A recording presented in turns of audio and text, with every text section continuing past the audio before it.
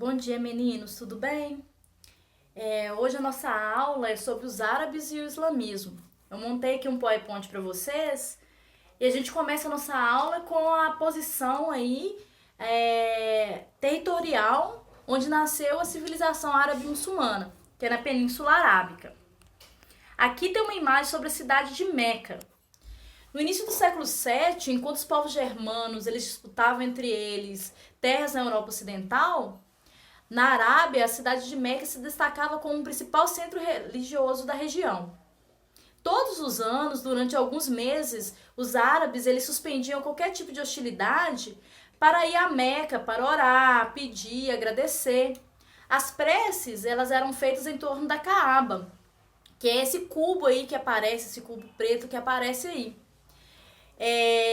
E dentro dessa Caaba existiam vários deuses, porque os árabes eles eram politeístas. Eles acreditavam em vários deuses. Dentro da Caaba também existia uma pedra, que é a Pedra Negra, que eles acreditavam que ficou negra por causa, que foi escurecendo por causa dos pecados dos seres humanos. Para a gente entender sobre o islamismo, essa religião, eu tenho que contar a história para vocês do fundador dessa religião, que é o Maomé. Ele é um menino que nasceu por volta de 570 numa família humilde da tribo Coraixita. Ele ficou órfão muito cedo e foi morar com o avô no deserto. Aos 5 anos, ele voltou para a cidade de Meca e começou a trabalhar, a ajudar como condutor de caravanas, viajando para lugares distantes. E nessas viagens ele vai ter contato com duas importantes religiões que são monoteístas, que acreditam em um só Deus, que é o cristianismo e o judaísmo. Aos 25 anos ele casa com uma viúva chamada Khadija e pouco tempo depois ele interessa por uma vida religiosa, começa a fazer retiros espirituais nas montanhas. E segundo a tradição, num desses retiros, Maomé ele vai receber o arcanjo Gabriel. E esse arcanjo Gabriel vai fazer uma revelação para ele, que existe só um Deus, que é o Deus Alá. E que aqueles que aceitarem essa existência de um só Deus, que é Alá, poderiam confiar na sua misericórdia. Maomé, então, ele vai começar a pregar essa crença no só Deus, vai conseguir reunir em torno dele um grande grupo de seguidores que vão passar a ser chamados de muçulmanos. Muçulmano significa aquele que é submetido a Deus. Os comerciantes, eles vão começar a ficar desagradados com essa ideia de Maomé, essa pregação de Maomé, porque vocês podem até ver aí na imagem muitas pessoas na cidade de Meca. E os comerciantes lucravam muito com essas idas aí à cidade de Meca. Então eles vão começar a perseguir Maomé. E o Maomé, em 622, ele vai sair da cidade de Meca e vai ir para Iatrebe, que é a futura Medina. Essa saída dele em 622 de Meca para Medina, é denominado Hégira. E os muçulmanos, eles colocam o ano de 622, que é o ano da Hégira, como o ano 1 do seu calendário. 8 anos depois, Maomé, ele volta à cidade de Meca e conquista Meca através das forças. Ele consegue conquistar Meca, ele vai destruir todos os deuses que existiam, principalmente dentro da Caaba, mas vai conservar a Caaba e vai conservar também a Pedra Negra. Essa volta de Maomé a Meca, ela marca o início do Islã, que é uma palavra de origem árabe que significa submissão total a Deus. Meca, então, desde então, se torna a capital da religião muçulmana e Medina continuou sendo a capital política e residência de Maomé, que em pouco tempo Maomé começou e passou a governar uma vasta região da Arábia. O dinheiro que alimentava essa expansão de Maomé aí vinha de doações e impostos que eram cobrados do que se convertia ao islamismo. Olha por essa imagem aí, ó. Ao falecer em 632, Maomé já tinha conseguido unir em torno do islamismo as populações árabes das cidades do deserto e ao mesmo tempo havia criado um estado, que é o Estado de Israel. Então a religião, Maomé funda a religião, que é o islamismo, e aquele que segue o islamismo é um muçulmano, é chamado de muçulmano. Aí eu coloquei para vocês alguns deveres dos muçulmanos. Primeiro, que é crer em um só Deus, que é o Alá. e seguir os ensinamentos do profeta Maomé. Orar 5 vezes ao dia com o rosto voltado para Meca. Dar aos necessitados uma ajuda proporcional aos bens que possui. E jejuar durante os 30 dias do Ramadã. O que é esse Ramadã? É um mês do jejum para eles.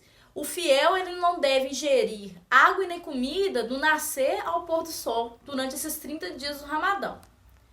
Essa imagem que aparece aí para vocês é do livro sagrado para os muçulmanos, que é o Corão ou o Alcorão. Maomé ele não deixa nada escrito, mas os seus seguidores eles se escrevem sobre as pregações de Maomé.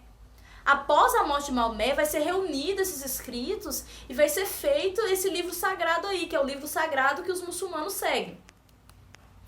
Com a morte de Maomé em 632, vai ter várias disputas entre seus sucessores, que são os califas. Os 4 primeiros califas, eles foram eleitos entre a família e os parentes de Maomé. Em 661, o 4º califa de nome Ali, que era o genro de Maomé, ele foi assassinado. E os muçulmanos vão começar a se dividir quanto à sucessão.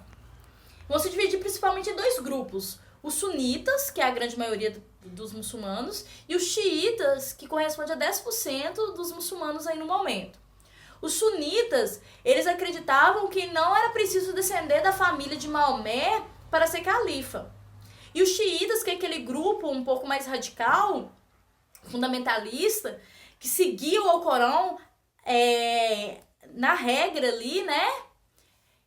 Ao pé da letra, eles acreditavam que Alá só ia aprovar o califa se ele fosse descendente da família de Maomé. Após a morte de Maomé, os primeiros califas, aí califa significa líder islâmico, eles vão conquistar várias terras e povos para o islamismo.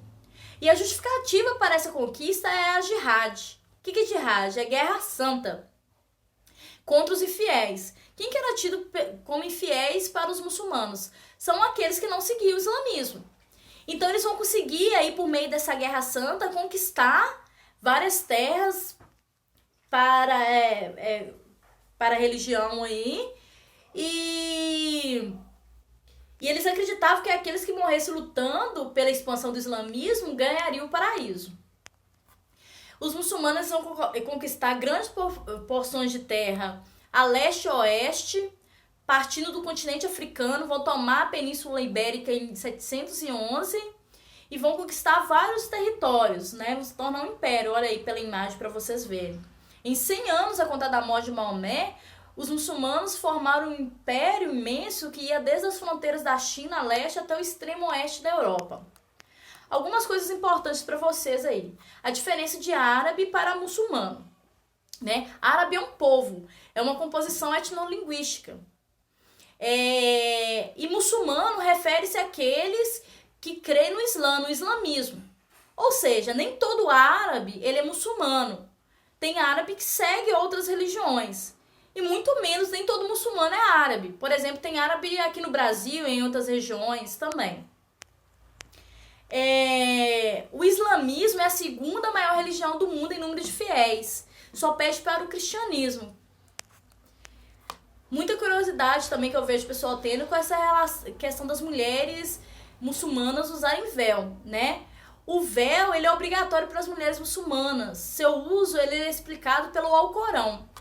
Embora o véu seja importante para a prática do Islã, a maioria dos países não obriga o uso do véu, exceto o Irã.